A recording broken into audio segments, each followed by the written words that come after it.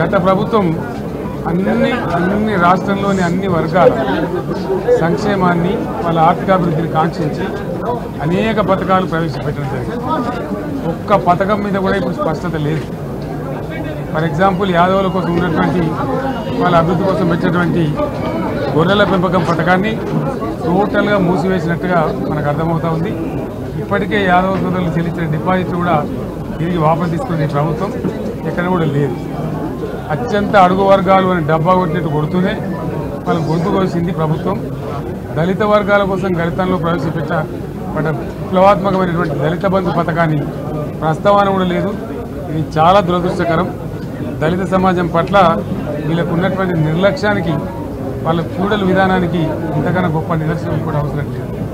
అదేవిధంగా మత్స్యకారులకు భరోసా లేదు, ఎవరికి కూడా చెప్పుకోదగ్గ భరోసా లేదు.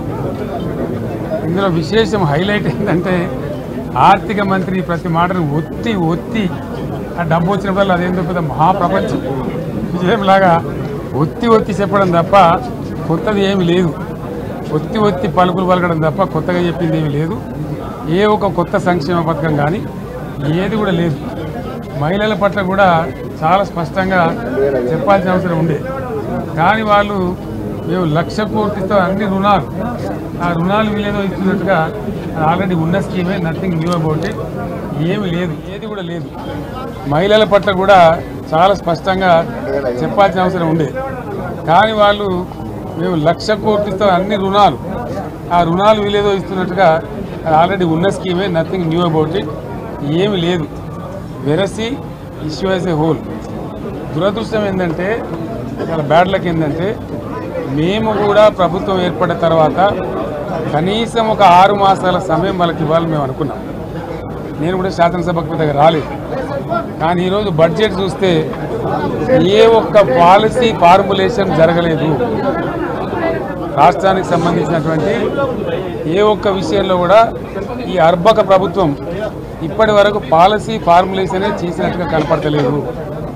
వ్యవసాయం ఉంది, మాకు స్పష్టమైన అవగాహన ఉండే ఈ రాష్ట్రంలో వ్యవసాయ స్థిరీకరణ జరగాలని మేము 2 పంటలకు కూడా ఇచ్చినాం రైతు బంధు. వీళ్ళు ఎగ్గొడతామని చెప్తా ఉన్నారు.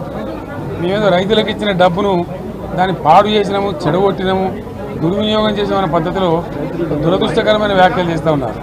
అంటే ఇది పూర్తిగా రైతు శత్రు ప్రభుత్వం అనేది తెలుస్తూ ఉంది.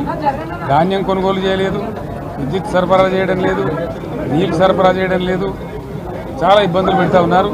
ఇంకా రైతు భరోసా, రైతు బంధు గురించి ఇంకా ప్రస్తావనే లేదు. ఎప్పుడేస్తారని మా ఎమ్మెల్యేలు అడిగితే కూడా కనీసం సమాధానం చెప్తలేరు. కాబట్టి రైతుల పారిశ్రామిక పాలసీ ఏమిటి, ఐటీ పాలసీ ఏమిటి, ఇంకా ఇతర అనేక పాలసీలు, పేద వర్గాలకు సంబంధించిన పాలసీ ఏమిటి అనే దాని మీద ఏ ఒక్క దాని మీద కూడా గ్యాస్ ట్రాషే తప్ప, చిల్లర మల్లర ప్లాట్ఫామ్ స్పీచ్ లాగా ఉంది తప్ప అది బడ్జెట్ ప్రసంగం లాగా లేదు. రాజకీయ సభలలో చెప్పినట్టు ఉంది తప్ప ఏ ఒక్క పాలసీని కూడా నిర్దిష్టంగా ఈ పనిని మేము ఎట్లా సాధిస్తాం, మా గోల్స్ ఇవి, మా టార్గెట్స్ ఇవి అనే పద్ధతి కానీ పద్దు కానీ లేదు. ఇది పేదల బడ్జెట్ కాదు, రైతుల బడ్జెట్ కాదు, యువల బడ్జెట్. విశ్లేషణలో మీకు తెలుస్తుంది. భవిష్యత్తులో బ్రహ్మాండంగా మేము దీన్నంతా కూడా చీల్చి చెండాడబోతాం. Thank you.